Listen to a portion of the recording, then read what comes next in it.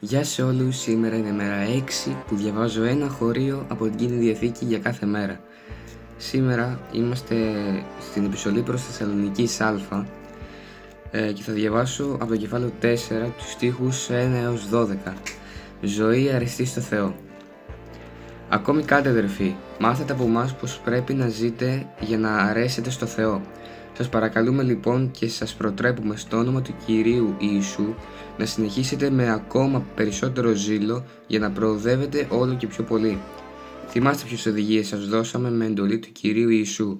Το θέλημα του Θεού είναι να γίνετε άγιοι, δηλαδή να αποφεύγετε την πορνεία, ο καθένας σας να μάθει να διατηρεί το σώμα του αγιασμένο και τιμημένο και να μην το υποδουλώνει σε σαρκικά πάθη, όπως κάνουν οι εθνικοί που δεν γνωρίζουν το Θεό. Να μην ζητάτε σε αυτό το θέμα πλεονεκτήματα βλάπτοντας τον αδερφό σας στην πίστη. Γιατί όπως σας το προείπαμε και σας το τονίσαμε, ο Κύριος είναι δίκαιος τιμωρός για όλα αυτά. Ο Θεός μας κάλεσε με σκοπό να γίνουμε όχι ηθικά ασίδωτοι, αλλά άγιοι. Συνεπώς όποιος τα παραβαίνει αυτά δεν παραβαίνει εντολές ανθρώπων, αλλά του Θεού που σας έδωσε το πνεύμα του το Άγιο.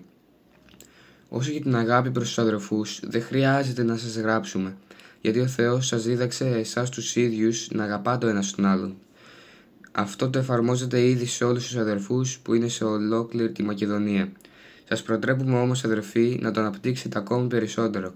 Να το θεωρείτε τιμητικό να ζείτε χωρίς αναταραχές, να ασχολείστε μόνο με τις δικές σας υποθέσεις και να εργάζεστε για να βγάζετε το ψωμί σας με τα ίδια σας τα χέρια, όπως σας παραγγείλαμε. Έτσι θα έχετε το σεβασμό των μη χριστιανών και δεν θα εξαρτάστε οικονομικά από κανένα. Αυτά για σήμερα, ο Θεός μαζί σας.